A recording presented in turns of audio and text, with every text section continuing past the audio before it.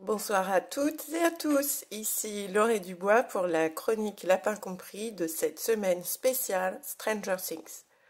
Lapin compris, cette semaine, repense au cinéma et à tous ces jeunes acteurs de talent qui ont commencé leur carrière, vous l'avez vu dans d'autres chroniques de la semaine spéciale Stranger Things, dans le cinéma d'horreur et qui ont abordé la peur d'un point de vue de l'enfance, qui l'ont incarné à l'écran.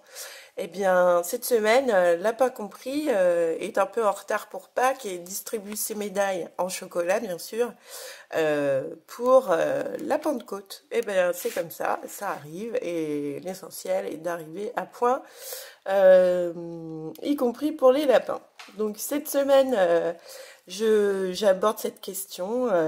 Qui sont ces enfants célèbres du cinéma d'horreur qui ont marqué notre jeunesse et notre enfance et qui continuent aujourd'hui de perdurer dans les codes et les clins d'œil qu'on peut voir sur le cinéma d'horreur actuel, notamment dans Stranger Things où il y en a pas mal. Euh, donc je fais un podium, 5 places. Donc la question ne l'a pas compris, mais où sont passés ces jeunes talents des 80s et 90s dont on a tous entendu parler et puis qui ont ensuite disparu? Que sont-ils devenus? Alors, numéro 5, on va parler de ceux actuellement qui sont à l'écran pour la saga Stranger Things. Donc ils sont tous très préoccupés par Stranger Things, forcément. Est-ce qu'ils font d'autres choses? Eh bien, effectivement, il y a un des protagonistes qui est à l'affiche de ça, dont on a parlé dans la chronique précédente, qui, entre la première saison de Stranger Things et la quatrième, a incarné un des enfants du film d'épouvante Ça, dont je vous ai parlé la semaine dernière.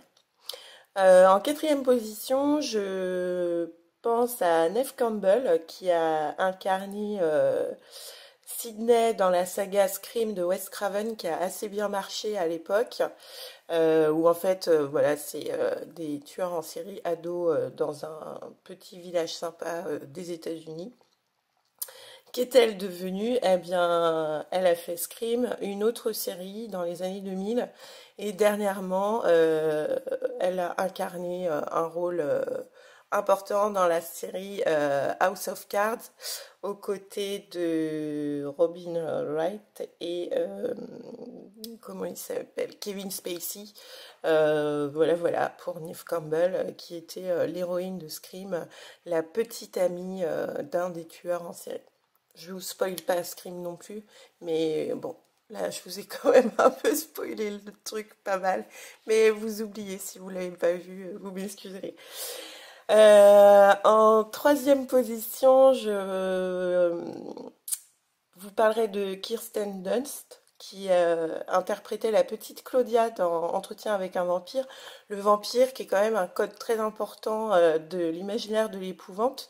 Et dans les films, il y avait rarement la question de l'enfant vampire qui était abordée. C'était plutôt le premier grand vampire, Bela Lugosi, qui jouait d'ailleurs magnifiquement ce rôle. Il avait quand même un physique plutôt attrayant pour se glisser dans le costume. Et donc Kirsten Dunst, qui interprétait la petite Claudia dans Entretien avec un vampire aux côtés de Tom Cruise et Brad Pitt. Bon, bah, on ne va pas revenir sur sa carrière qui a été après époustouflante au cinéma et les magnifiques rôles qu'elle a eu derrière, mais déjà en voyant cette petite bonne femme qui transparaissait derrière l'écran, pas étonnant qu'elle soit devenue une grande actrice après. En numéro 2, je me dis, symbole aussi du jeune dans l'épouvante, la jeune fille qui joue la petite amie de Michael Jackson dans le clip Thriller. Donc là, on est encore plutôt dans les années 80. Ça commence à, l'épouvante et les jeunes, ça commence à bien marcher, à être importé jusqu'en Europe.